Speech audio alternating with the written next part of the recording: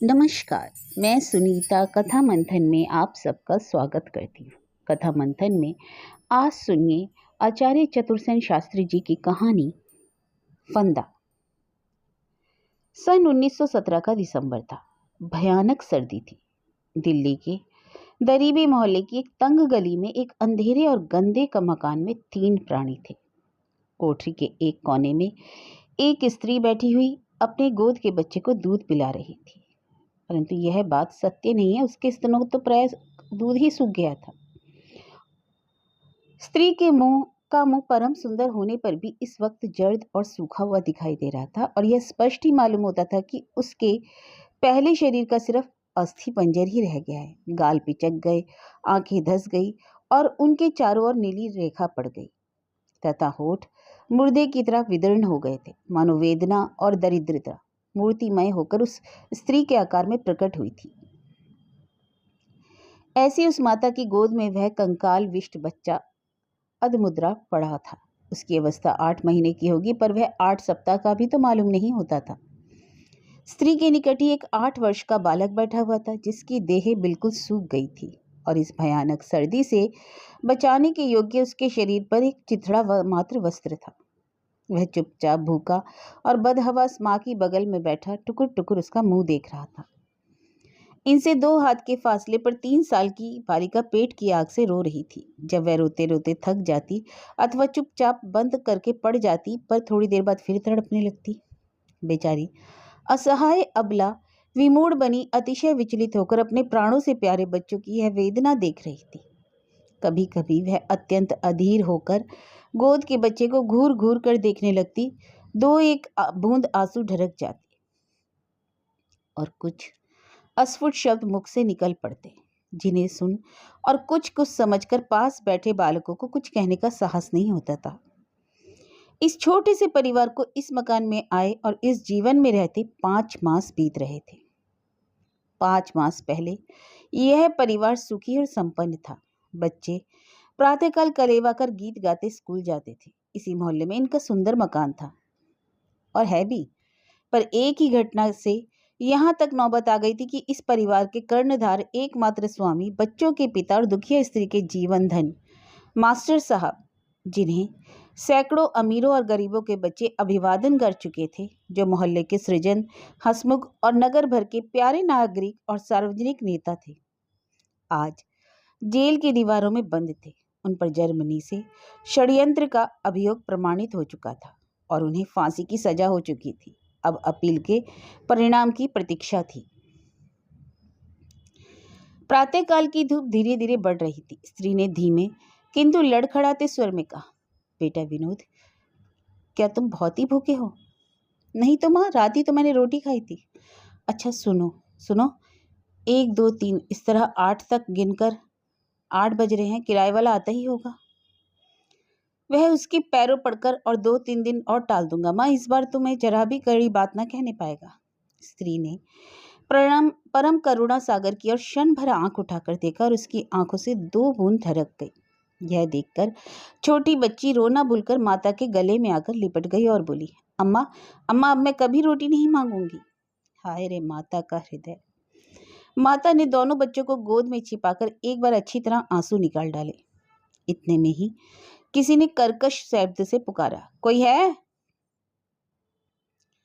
बच्चों को छाती में छिपाकर कांपते कांपते स्त्री ने कहा, सर्वनाश, वह आ गया। एक पछैया जवान लठ लेकर दरवाजा ठेलकर भीतर घुस आया। उसे देखकर ही स्त्री ने अत्यंत कातर होकर कहा, मैं तुम्हारे आने का मतलब समझ गई हूँ। समझ गई तो लाओ किराया दो और थोड़ा सब्र कर लो। बालक ने कहा, 2-3 दिन में हम तुम्हारा किराया दे देंगे। बालक को ढकेलते हुए उद्दतपन से उसने कहा, सब्र गया भाड़ में, अभी मकान से निकलो। मकान क्या दिया, जान का बवाल मोल ले लिया। पुलिस ने घर को बदनाम कर दिया है। लोग नाम धरते हैं सरकार के दुश्मन को घर में छिपा रखा है। निकलो, अभी निकलो। स्त्री खड़ी हो गई। धक्का खाकर बच्चा गिर गया। उसे उठाकर उसने कहा, भाई, मुसीबत वालों पर दया करो, तुम भी तो बाल बच्चेदार हो। मैं दया माया कुछ नहीं जानता। मैं तुमसे कहे जाता हूँ कि आज दिन छिपने से पहले पहले यदि भाड़ा ना चुका दिया गया तो आज रात को ही निकाल दूंगा। इतना कहकर व्यक्ति एक बार कड़ी दृष्टि से तीनों अभागे प्राणियों को घूरता हुआ जोर से दरवाजा बंद करके चला गया। दुखिया स्त्री उसके बाद धरती में धड़ाम से गिरकर मूर्छित हो गई। इस घटना के कुछ ही मिनट बाद एक अधेड़ अवस्था के सभ्य पुरुष धीरे धीरे मकान में घुसे। इनके आधे बाल पककर खिचड़ी हो गए थे, दांत सोने की कमानी से बंधे थे। साफ ऊनी वस्त्रों पर एक दुशाला पड़ा था। हाथ में चांदी की मूठ की पतली सी एक बेद थी। रंग गोरा, कद चिकना और चाल गंभीर। उन्होंने पान कचरते कचरते बड़ा घरवा जताकर बालक का नाम लेकर पुकारा, बेटा विनोद। विनोद ने गर्दन उठाकर देखा। बच्चे की माता ने सावधानी से उठकर अपने वस्त्र ठीक कर लिए। आगंतुक ने बिना प्रश्न किए ही कहा, देखो अपील का क्या नतीजा निकलता है। हम विलायत तक लड़ेंगे, आगे भगवान की मर्जी। स्त्री चुपचाप बैठी रही। सब सुनकर बोली, ना हिली डुली। इस पर आगंतुक ने अनावश्यक प्रसन्नता मुख पर लाकर कहा, क्यों रे विनोद, तेरा मुंह क्यों उतर रहा है? क्यों बहू, क्या बात है? बच्चों का यह हाल बना रखा है? अपना तो जो कुछ किया सो किया। इस तरह जान खोने से क्या होगा? तुमसे इतना कहा मगर तुमने घर छोड़ दिया, मानो हम लोग कुछ हैं ही नहीं। अरे भाई सुनेंगे तो क्या कहेंगे? मैं परसों जेल में मिला था, बहुत खुश थे। अपील की उन्हें बड़ी आशा है। तुम्हें भी खुश रहना उचित है। दिन तो अच्छे बुरे आते हैं और जाते हैं। इस तरह सोने की काया को मिट्टी में तो नहीं किया जाता। इतनी लंबी वक्तृता सुनकर भी गृहिणी ना बोली, ना हिली, न डुली। वे वैसे ही अचल बैठी रही। आगंतुक ने कुछ रुककर 2 रुपए निकालकर बच्चे के हाथ पर धर दिए और कहा, लो बेटा जलेबियां खाना। बच्चे ने क्षण भर माता के मुख की ओर देखा और तत्काल हाथ खींच लिए। रुपए धरती पर खन से बज उठे। बच्चा पीछे हटकर मां का आंचल पकड़कर खड़ा हो गया। आगंतुक रुपए उठाकर उन्हें फिर से देने को आगे बढ़ा। गृहिणी ने बाधा देकर कहा, रहने दीजिए, वह जलेबी नहीं खाता। हम गरीब विपत्ति के मारे लोग हैं, एक टुकड़ा रोटी ही बहुत है। पर आप कृपा करें तो यूं तो उनके बैंक के हिसाब में या मकान के हिस्से के आड़ करके मुझे कुछ रुपए उधार दे दीजिए।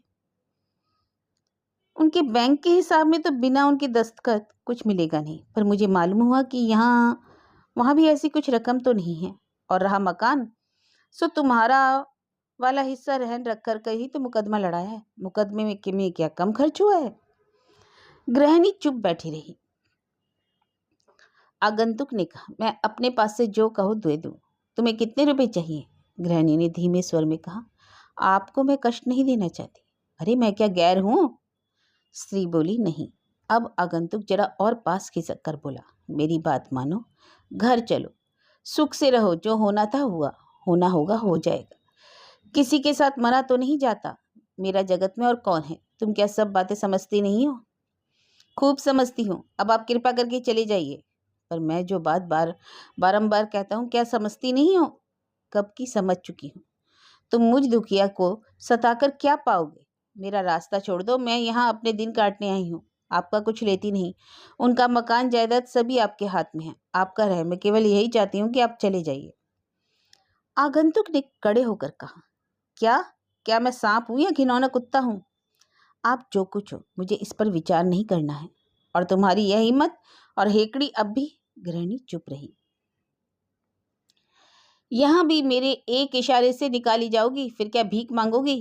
गृहिणी ने तब भी कोई उत्तर नहीं दिया। आगंतुक ने उबाल में आकर कहा, लो साफ साफ कहता हूं, तुम्हें मेरी बात मंजूर है या नहीं? गृहिणी चुपचाप बच्चे को छाती से चिपाए बैठी रही। आगंतुक ने उसका हाथ पकड़कर कहा, आज मैं इधर का उधर करके जाऊंगा। स्त्री ने हाथ झटक कर कहा, पैरों पड़ती हूँ, चले जाओ। तेरा हिमायती कौन है? मैं तो गरीब गाय हूँ। फिर लाते क्यों चलाती है? बोल, चलेगी? नहीं। मेरी बात मानेगी? नहीं। तुझे घमंड किसका है? मुझे तो कोई घमंड नहीं। तुझे आज रात को ही सड़क पर खड़ा होना पड़ेगा। भाग्य में जो लिखा है होगा।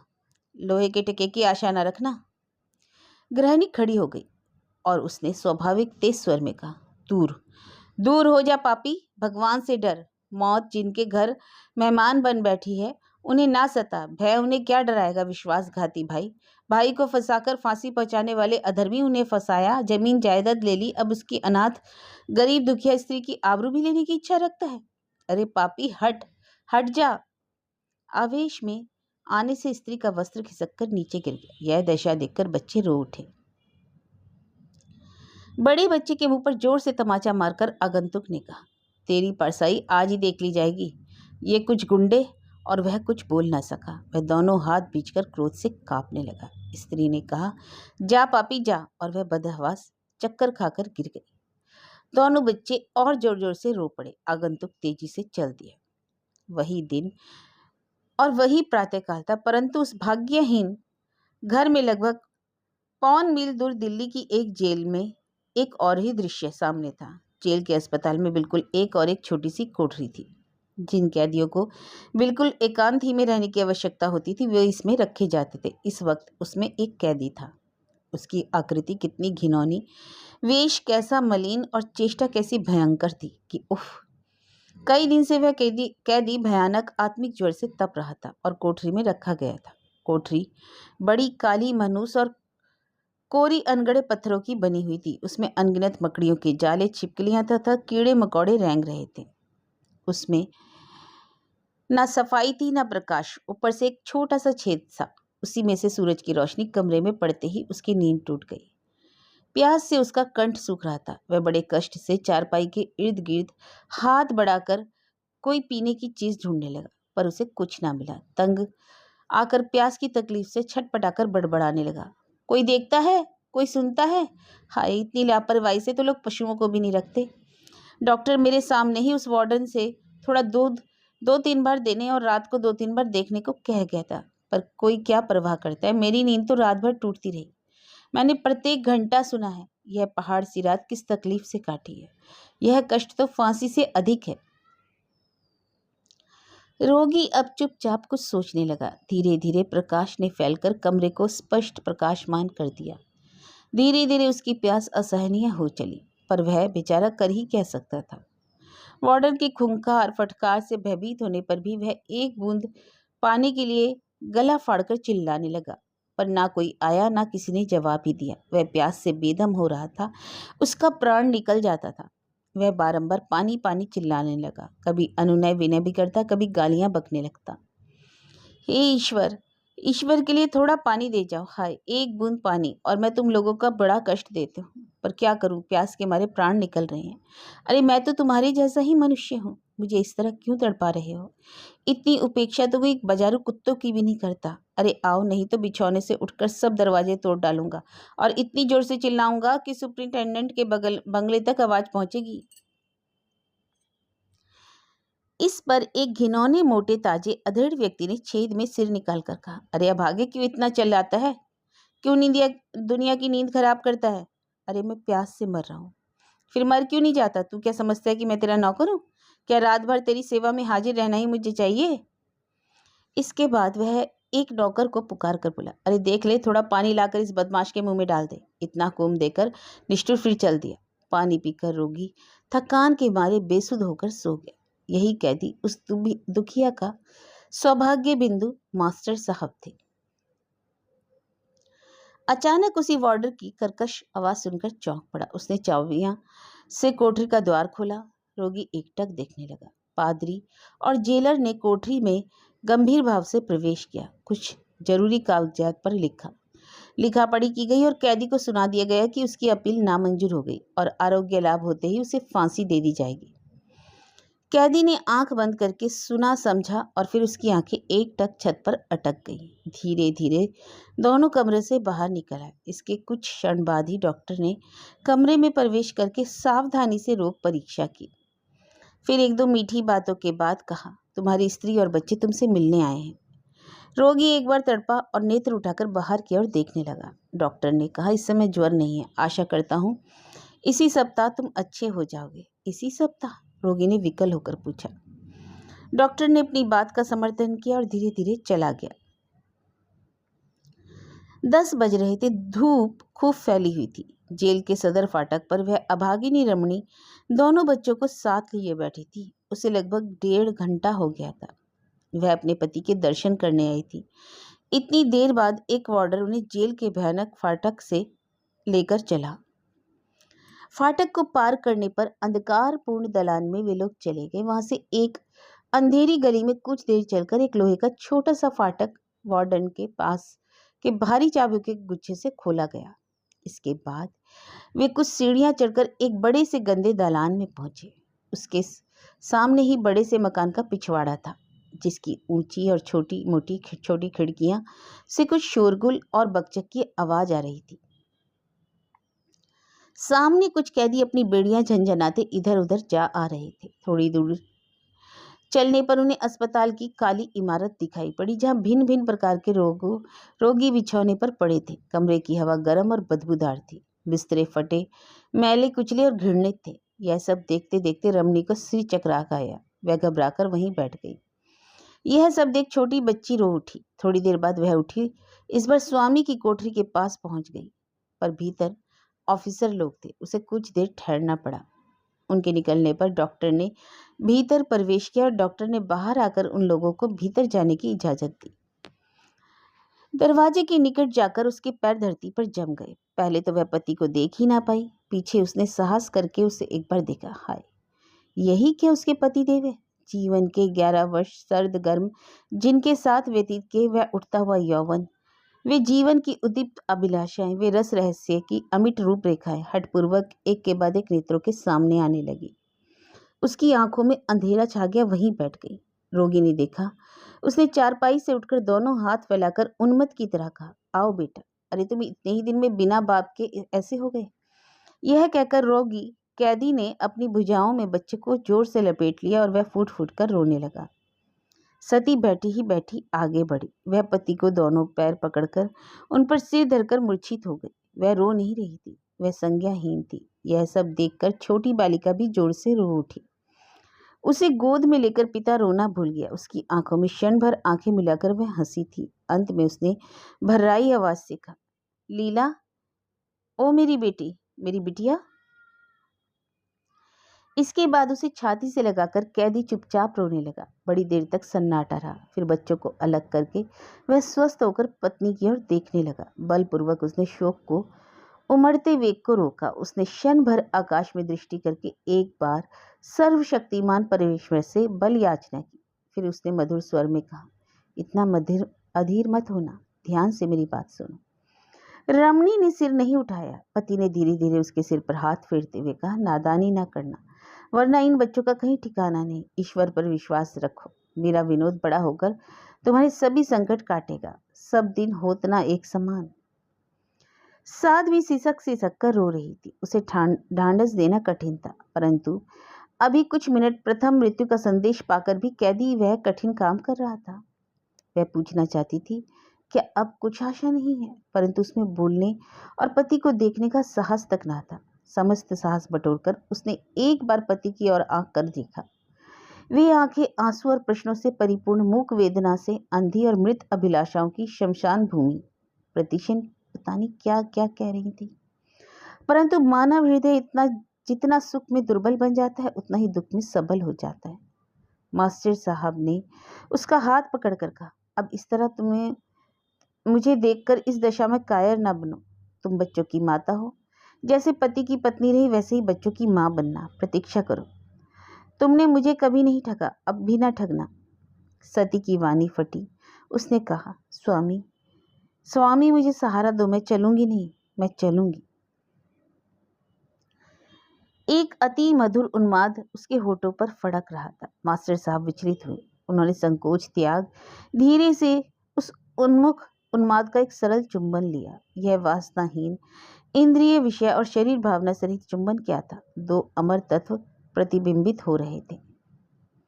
मास्टर साहब ने कुछ कहने की इच्छा से होठ खोले, पर वार्डन की कर्कश आवाज ने कहा, चलो, वक्त हो गया। रोगी कैदी ने मानो धक्का खाकर एक बार उसे देखा और कहा, जरा और ठहर जाओ भाई। हुक्म नहीं है, कहकर भीतर घुस आया और उसने एकदम रमणी के सिर पर खड़े होकर कहा, बाहर जाओ। लज्जा और संकोच त्याग कर वह कुछ कहना चाहती थी। मास्टर जी ने संकेत से कहा, उससे कुछ मत कहना। अच्छा, अब विदा प्रिय। बेटे, अम्मा को दुखी ना करना मेरी बिटिया। और कहकर एक बार बेसब्री से उन्होंने उसे पकड़कर अनगिनत चुम्बन ले डाले। रमणी की गंभीरता अब ना रह सकी। वह गाय की तरह डकारती वहीं गिर गई और निष्ठुर वार्डन ने उसे घसीटकर बाहर किया और ताला बंद कर दिया। दोनों बच्चे चित्कार कर रो उठे। यह देख मास्टर साहब असहनीय वेदना से मूर्छित होकर धड़ाम से चारपाई पर गिर पड़े। रविवार की संध्या को इसकी सूचना भागिनी को दे दी गई थी। वह रात भर धरती में पड़ी रही। क्षण भर को भी उसकी आंखों में नींद नहीं आई। 4 दिन से उसने जल की एक बूंद भी मुंह में न डाली। सोमवार को प्रातःकाल बड़ी सर्दी थी। घना कोहरा छाया हुआ था। ठंडी ठंडी हवा चल रही थी। ठीक 6:30 बजे का वह समय नियत किया गया। ठीक समय पर फांसी का जुलूस अंधकोटरी से चला। मास्टर साहब धीर गंभीर गति से आगे बढ़ रहे थे। इस समय उन्होंने हजामत बनवाई थी।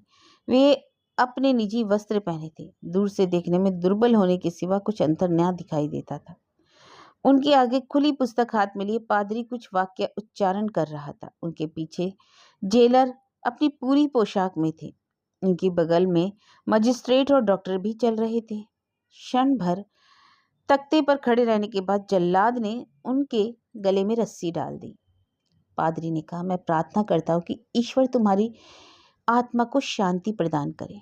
मास्टर साहब ने कहा, चुप रहो। मैं प्रार्थना करता हूँ कि ईश्वर मेरी आत्मा को ज्वलंत अशांति दे, जो तब तक ना मिटे जब तक मेरा देश स्वाधीन ना हो जाए और मेरे देश का प्रत्येक व्यक्ति शांति ना प्राप्त कर ले।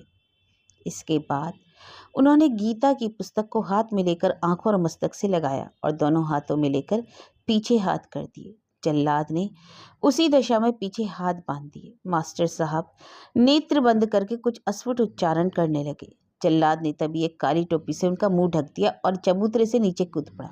पादरी कुछ उच्चारण करने निकले।